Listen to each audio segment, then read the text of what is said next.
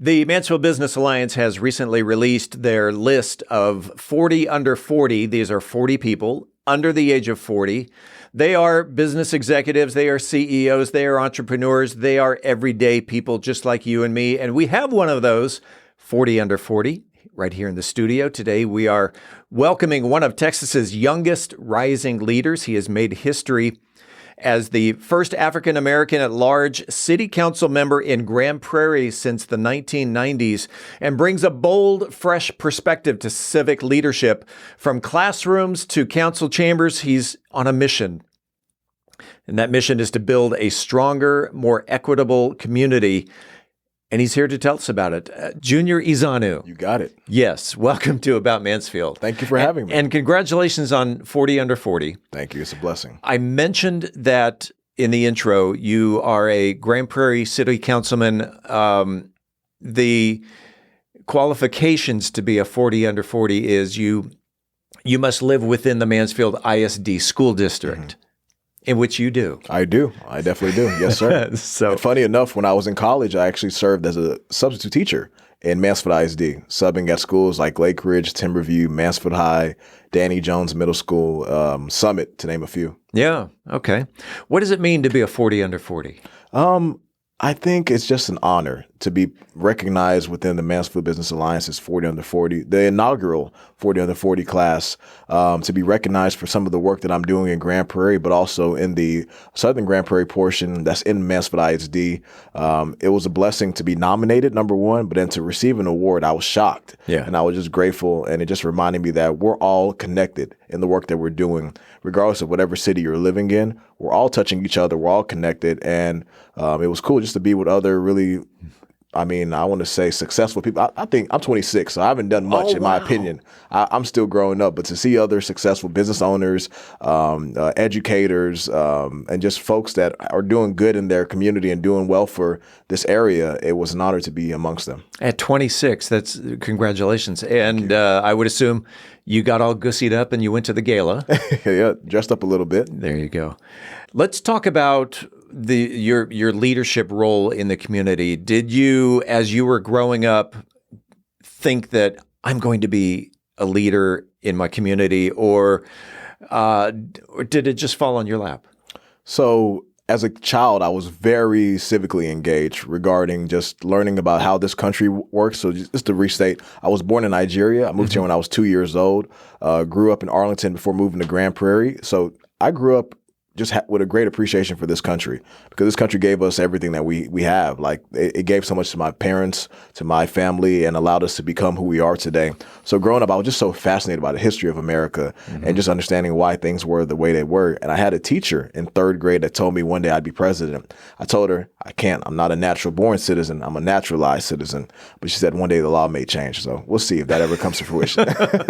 But in high school, that's when I definitely decided that I'd run for office one day. It was during the 2016 election. I was inspired by Bernie Sanders, actually, on a Democratic primary. And he made me, I don't agree with everything that he stands for, but his honesty, his frankness when it came to the issues, and just willingness to help people really inspired me. And I ended up running for council during my final semester at college at UT Arlington and defeated an incumbent that was in office for 12 years, and I'm here now. As a 40 under 40, as a community leader, what do you feel up to this point has been your biggest accomplishment? Two things that I'm super proud of. Number one, raising the minimum wage in our city for all part-time city employees to $15 an hour, and for full-time city employees to $17.82 an hour. To me, that was big, because we're living in a high inflationary economy right now, and a lot of folks are struggling to make ends meet, and being able to allow people to earn a living wage, even though people need more than 15, but it's still a start. As well as with that $15 minimum wage, a lot of the people that are receiving that are people working at our parks and rec centers, our libraries, our golf courses, different city facilities, and a lot of them tend to be younger people, right? And then seniors as well that need just a good part-time job to make ends meet. So it was a blessing to push for that. Something else I'm very proud of is our Via Grand Prairie rideshare system. Sure. I think Mansfield has something similar in a sense, but it just ended. I think y'all just ended y'all's. Yes. But in Grand Prairie, we're averaging about 14,000 rides every month. Wow. With VIA. $3 rides will take them anywhere in the city of Grand Prairie. Sure. If you're a college student, it'll take you to UT Arlington, Dallas Baptist University, TCC Southeast Campus in Arlington, as well as Mountain View campus with Dallas College. Yeah. $3 rides.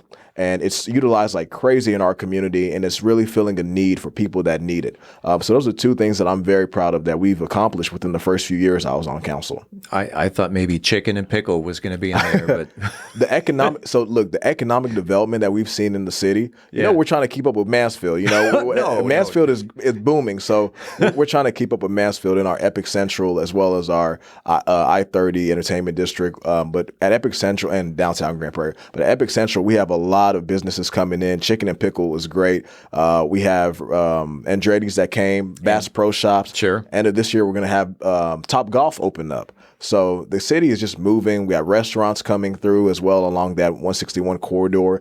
It's a fun time to be on the council, but it's really cool to provide things to our residents that were once, you know, not here in our city. For so long, people would have to drive to Arlington or drive to Dallas to eat or to have any form of entertainment. But now they can spend those tax dollars in our city. And now you've got a mayor who has a vision. Yes, definitely. And that helps. Let's talk about your personal life. Yes, sir. You've got the work as not only as a city councilman. You mentioned before we went on the air that you were a political consultant. Mm-hmm. Work-life balance. He's laughing. Wait, what is that? Exactly. Is there a work-life balance in your life? You have to create it. Yeah. You have to really create it. It's tough because I'm passionate. This is not work to me. This is fun. Like every day I'm living a dream. I'm able to serve my community on the council, and then I get paid to be a consultant and help other people get elected nationwide. So I'm having a ball, man. God has been great to me, and I'm just blessed. But at the same time, even though I do enjoy the work, I have to find time for myself. And sometimes you just have to unplug, man. You have to turn off the phone or put the phone away, put it on Do Not Disturb, go spend time with your family, spend time with your friends, go out, go grab a drink, grab some food, or go bowl. I like bowling. Bowling is something that I enjoy doing. So you have to find time for it. Something that I have committed to within the last year and a half or so is just being more physically fit and intentional about my exercising. Because at one point I got seriously, I mean it, man. I got so busy. We're all on our own journeys, man. Yes, we are. I got so busy with work, and I was like, I'll work out later. But I later came to the realization, work is important, but my health is just as important. If I don't take care of my body, I don't take care of my mind, I can't be in this game for the long run. Eventually, I'm going to tire myself out or burn myself out. And working out, exercising, and trying to eat right, trying to eat better has definitely been great for me. And I feel so much more alert. I feel so much more engaged, even in my meetings, because I'm in better shape. Let's go back in life 16 years. Mm-hmm. You're 26. Wow. Let's go back to 10-year-old Junior. Mm-hmm. Knowing what you know now, and if you were to meet Junior at 10 years old, what advice would you be giving him? Keep doing what you're doing. Keep doing what you're doing. At 10, I was very studious. Like I've been a nerd my whole life. Did two things well. I played basketball and I went to school. That was it. So I was just a big nerd, just loved learning about the world and just studying. I would encourage myself to just keep going, stay focused on school, keep your grades up as you did. And the sky's the limit. But I'll tell you, brother, I never thought in my wildest dreams that I'd be elected at 22 years old, be the mayor pro tem at 26, and just be able to make a difference in my community, or even be here, have people willing to chat with me about the work that I do. This is incredible. It's such a blessing. But I do understand that at the same time that it's a blessing, it's a responsibility. And I'm pushing to make Grand Prairie a better place for everybody. But at the same time, get people involved. There's so much apathy when it comes to local government and local politics. And I think it really stems from the federal level, people being disgusted by both sides, just not owning up to their promises, but at the same time, not having the character that's needed to be good leaders. Yeah. So on the local level, I take it as a personal thing. I have to be the best leader I can be because I got people that are watching me, both watching me to see if I do a good job and to see if I fail. And I know there's so many people relying on me, and the work that I do will decide who can come behind me and follow in the footsteps that I've created. But those who watch you succeed and those who watch you fail make you a more popular person. Yeah. Meaning that, let's use radio personality Howard Stern. The reason he was so popular, half of the people loved him, yet the other half hated him. Yeah. But they all listened, and they're all watching you. The winners are out there. They're going, yes, go Junior. And the other ones are what's Junior doing today? What can we criticize him today? Exactly. Okay. And I tell people that's a great thing to have. That's a great position to be in. Exactly. You want that. Don't run from it. Don't shy away from it. It's good. Embrace the love, but at the same time, embrace the hate. Because what do they say? There's no such thing as bad press. As long as they spell your name correctly. Exactly. Yes. Exactly. By the way, it's EZEONU. There you go. Yes, sir. Appreciate it. Absolutely. I always like to conclude the interviews with an open mic.